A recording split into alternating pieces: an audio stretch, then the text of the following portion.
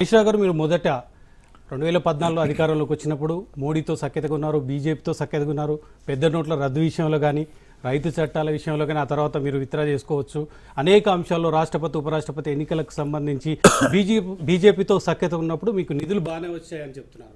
ఆ తర్వాత రెండోసారి అధికారంలోకి వచ్చినప్పుడు మోడీతో ఎప్పుడైతే వైరం పెంచుకున్నారో అప్పుడే నిధులు రాలేదని చెప్తున్నారు. ఒక బీఆర్ఎస్ ప్రభుత్వం ఉన్న కాలంలో కూడా అదే తరహాలో మీరు చాలా లెటర్లు ఇచ్చారు, చాలా కేంద్ర మంత్రులకు అప్పీల్ చేశారు, అయినా నిధులు రాలేదు. ఇప్పుడు కేవలం కాంగ్రెస్ ప్రభుత్వం ఆలస్యంగా ఇవ్వడం మూలంగానే కేంద్ర ప్రభుత్వం రాష్ట్రానికి నిధులు ఇవ్వలేకపోయింది. రెండు పార్టీల వైఫల్యం. ఈ రాష్ట్రంలో 8 మంది బీజేపీ ఎంపీలు గెలిచిన, 2 కేంద్ర మంత్రులున్న ఈ రాష్ట్రానికి నిధులు రాబట్టడంలో బీజేపీ ఫెయిల్ అయిపోయింది. అదేవిధంగా రాష్ట్ర ప్రభుత్వం ఉండి 8 ఎంపీలు గెలిచి ఇవాళ కాంగ్రెస్ కూడా ఫెయిల్ అయింది. ఇవాళ దేశంలో సంకీర్ణ యుగం నడుస్తుంది. ఇవాళ నిధులు ఏ రాష్ట్రాలకు పోయినాయండి?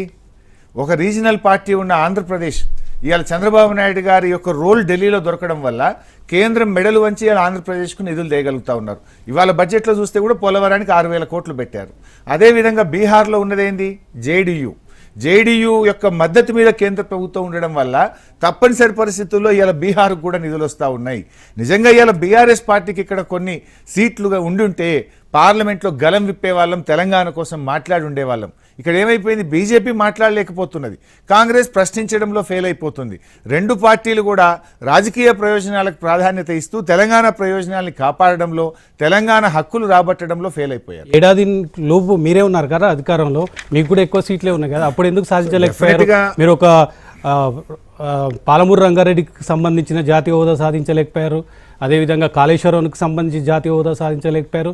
మీరు కూడా అధికారంలో ఉన్నప్పుడు ఎక్కువ సీట్లు మీకు ఉన్నప్పుడు సాధించలేకపోయారు. అంటే మొండి వైఖరితో కేంద్రం అవలంబిస్తుందా? అసలు తెలంగాణ పట్ల, తెలంగాణ అభివృద్ధి పట్ల, తెలంగాణ ప్రజల పట్ల కేంద్ర ప్రభుత్వానికి చిత్తశుద్ధి లేదనుకోవచ్చా?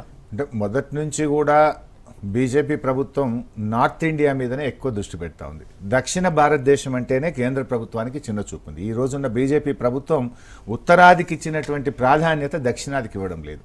గతంలో మేమున్నప్పుడు మెడికల్ కాలేజీలు ఇస్తే కూడా 142 మెడికల్ కాలేజీలు ఈ దేశంలో ఇస్తే తెలంగాణకు ఒక్క మెడికల్ కాలేజ్ కూడా ఇవ్వలేదు.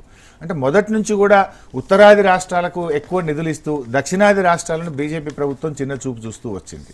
ఇవాళ కూడా ఆలోచించాలి. మన మెడికల్ పీజీ సీట్ల విషయంలో కూడా మన దక్షిణాది రాష్ట్రాల్లో చాలా కాలేజీలు పెట్టాం. రాష్ట్ర ప్రభుత్వ నిధుల చేత కాలేజీలు పెట్టి, రాష్ట్ర ప్రభుత్వమే స్టైఫండ్ ఇచ్చి, రాష్ట్ర ప్రభుత్వమే ఆసుపత్రులు నడిపితే మెడికల్ కాలేజీ సీట్లలో 50% స్థానిక కోటా ఉండదు అంటే ఇంకా రాష్ట్ర ప్రభుత్వం నిధులు ఎందుకు పెట్టాలి, ఖర్చు ఎందుకు పెట్టాలి? ఈ మరి దక్షిణాది రాష్ట్రాలకు, తెలంగాణకు తీవ్రమైనటువంటి నష్టం